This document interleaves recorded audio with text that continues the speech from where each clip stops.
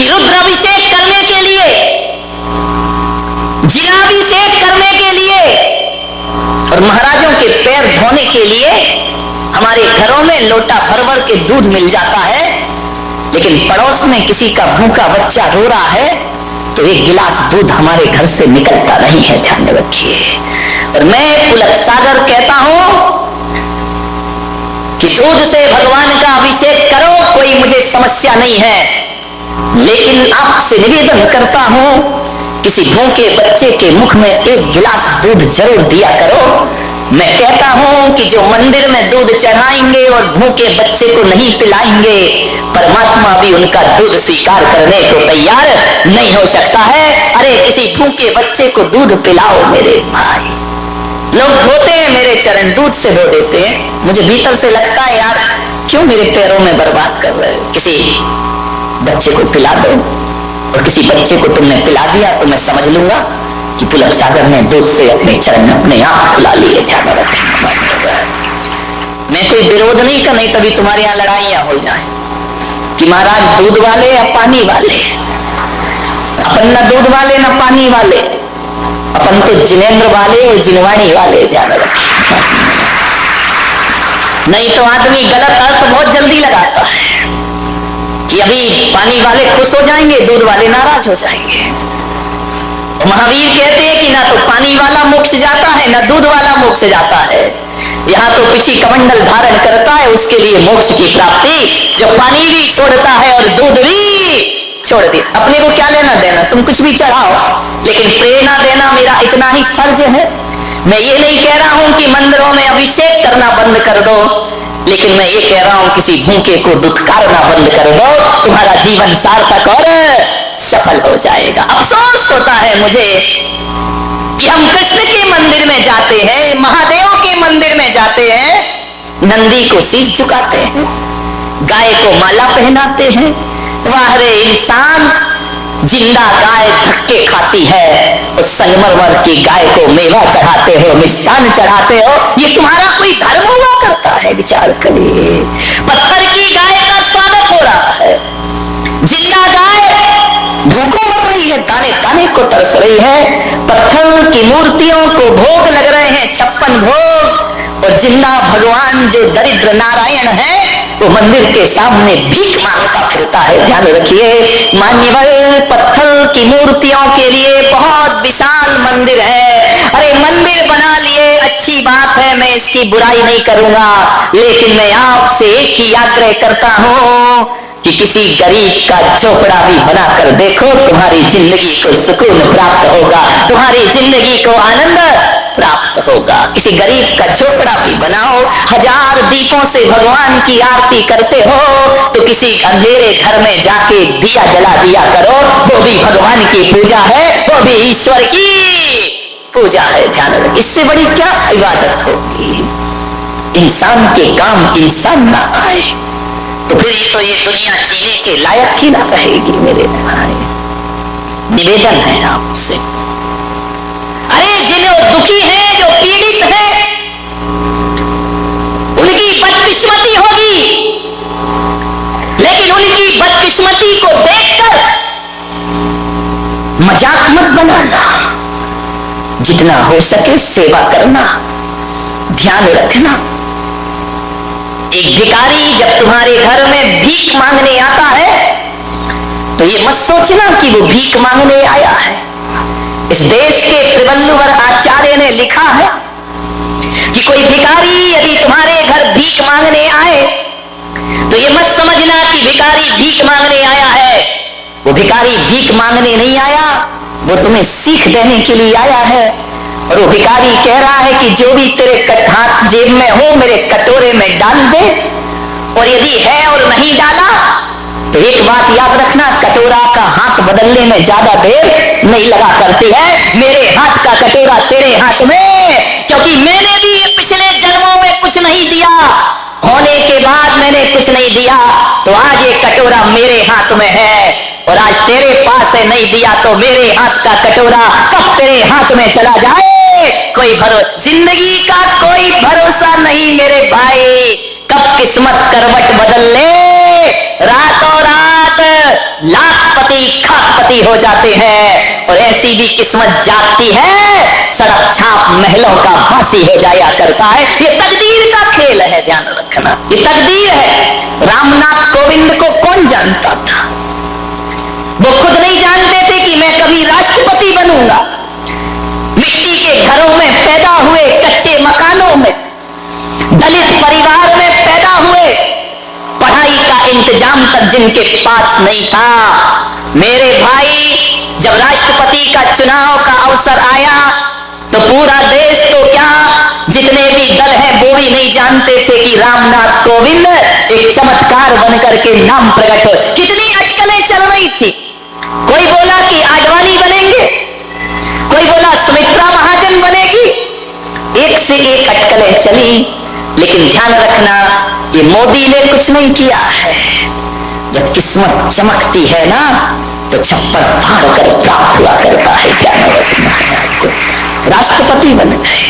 सोचना है आपको, जो बेर बेर खात थे वो बेर बीन खात है। बेर जानते हो हिंदी? बेर तुम लोग क्या बोलते हो? अच्छा, जो बोर, जो हमारे यहाँ बोर है वो तुम्हारे यहाँ बेर है।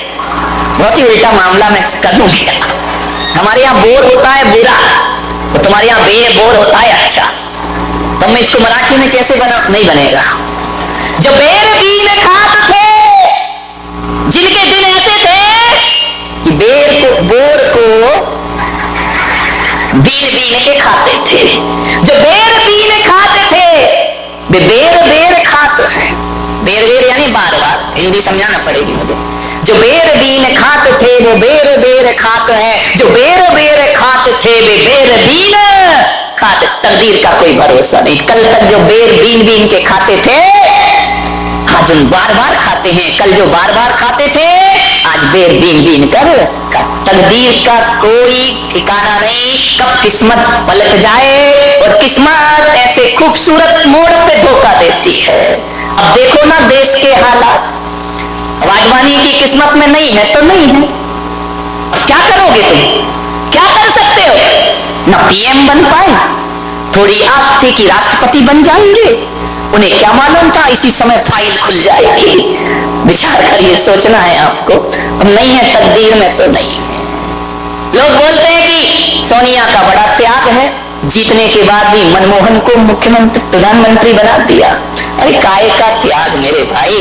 पहले के जमाने में कहा जाता था मजबूरी का नाम महात्मा गांधी, अब कहा जाता है मजबूरी का नाम सोनिया गांधी। क्या करो, बदलेगी परिभाषाएं।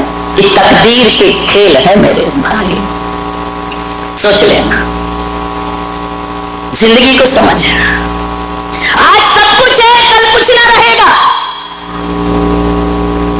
आप देख रहे हैं ना, मैंने एक दिन और बताया था, रेमंड्स ग्रुप के मालिक रोज अखबारों में आ रहा है दर दर की। तो इस कलयुग का, अभी का, प्रेजेंट का उदाहरण है। अपनी बुलंदियों पर इतना नाच मत करो, अपनी बुलंदियों पर इतना नाच मत करो। हमने तो आसमान से सितारों को गिरते देखा है। ध्यान रखिए, आसमान के सितारे भी एक दिन जमीन पर आ जाते हैं। ए माटी के पुतले ना इतरा के चल, तेरे जीवन का कोई भरोसा नहीं।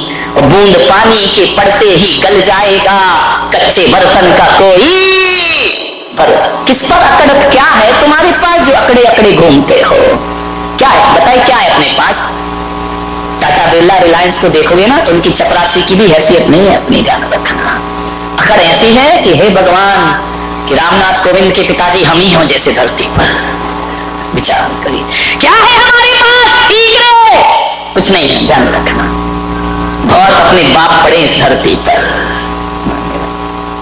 सेवा करो।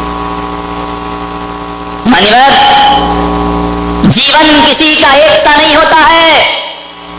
कभी सुख मिलता है, कभी दुख मिलता है, कभी धूप, कभी छांव। अंगूर की बेल में सभी अंगूर मीठे आए जरूरी तो नहीं है ना मेरे भाई। खट्टे भी आते हैं और मीठे भी आते हैं। गुलाब की हर डाल पर फूल ही फूल हो जरूरी नहीं है।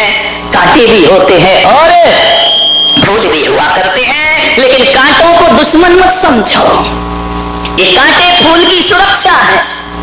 दुख को बुरा मत समझो, ये दुख तुम्हारे सुख का स्वाद बढ़ा दिया करते हैं। ध्यान रखिए। आप सोचिए, यदि जीवन में सुख ही सुख हो तो जीवन जीने लायक ना बचेगा। थोड़ी सुख भी होना चाहिए, थोड़ा दुख भी होना चाहिए। पिक्चर देखी ना तुमने, कभी खुशी कभी, कितनी जल्दी याद आ गया। अभी मैं बोल देता कि किसी तीर्थंकर के नहीं मालूम मारा। विचार कर, जीवन में कभी खुशी मिलेगी, कभी गम मिलेगा। एक साथ जीवन किसी का नहीं होता है। ध्यान रखना, उतार चढ़ाव जिंदगी में आएंगे। एक सा जीवन तो सूरज का नहीं होता आकाश में। सुबह का सूरज कुछ होता है, दोपहर का सूरज कुछ होता है, और सांझ का सूरज कुछ और हो जाता। फिर हमारा जीवन एक सा क्यों रहेगा? संसार में आज तक ऐसा कोई प्राणी पैदा नहीं हुआ होगा जिसके जीवन में सुखी सुख हो, कभी दुख ना आया हो, और ऐसा भी कोई पापी पैदा नहीं हुआ होगा कि जिसके जीवन में दुखी दुख हो, कभी सुख ना आए हो। ध्यान रखना, राम महापुरुषों के जीवन में भी दुख आते हैं, उनके जीवन में भी सुख आते हैं। ध्यान रखना। राम कहां पैदा हुए? राजा के घर में। सीता कहां पैदा हुई? राजा जनक के घर में, मिथिला में राजकुमारी बनकर पैदा हुई और वनवासी बनकर जिंदगी गुजार दी उसने। मान्यवर, आप सोचिए, महिलाओं से मेरा निवेदन है कि सीता के विवाह के बाद उस बेटी को क्या सुख मिला है। विचार करो, तुमको तो मिल रहे हैं ना सुख, इतनी डेंजरस सास तो नहीं है ना, और तुम्हारी तो एक ही है, उन्हें तो तीन तीन को झेला है मेरे भाई। ध्यान रखिए। एक आदमी ने पूछा कि राम को वनवास हुआ, सीता साथ में क्यों गई? मैंने कहा सीता बड़ी समझदार थी। बोले क्या समझदारी? मैंने कहा ये समझदारी कि सीता ने दिमाग लगाया होगा कि यार तीन तीन सास के साथ रहने से तो एक जंगल ही अच्छा है। कौन इन तीन तीन के साथ माथा फोड़ी करेगा? जंगल में जिंदगी, यहाँ तो एक से नहीं बन रही है, एक ही कौन बोला तीन के बराबर है महाराज। विचार करना है आपको। सीता के जीवन में क्या सुख मिला? शादी होकर आई, स्वयंवर होकर आया, वनवास हो गया, वनवास हुआ, रावण ले गया। जंगल में भी सुख नहीं मिला, जंगल में रावण उठा के ले गया। लौट कर आई, युद्ध करके राम वापिस लाए, एक धोबीड़े के कहने से फिर जंगल में चली गई। क्या मिला उसे सुख? मेरे भाई बताइए, कोई सुख मिला? जब घर में थोड़ी तकलीफ हो ना, तो किसी को याद करो या नहीं करो, सीता को याद जरूर कर लिया करो कि उसके जैसे दुख संसार में किसी भी स्त्री को प्राप्त नहीं हुए। जब सीता की अग्नि परीक्षा हुई और राम ने कहा कि अब महल में वापस चलो, तो सीता ने इतना ही कहा कि हे प्रभु, अब मैं भगवान जिंदगी के अंतिम क्षण में कहा कि हे प्रभु, अब इस कलयुग में यदि मुझे जन्म देना, मेरे पति तो श्री राम ही हो, मैं उनकी पत्नी बनूं, मगर जैसा जीवन ये दिया है ऐसा जीवन मुझे कभी मिलना नहीं चाहिए। ध्यान रखना।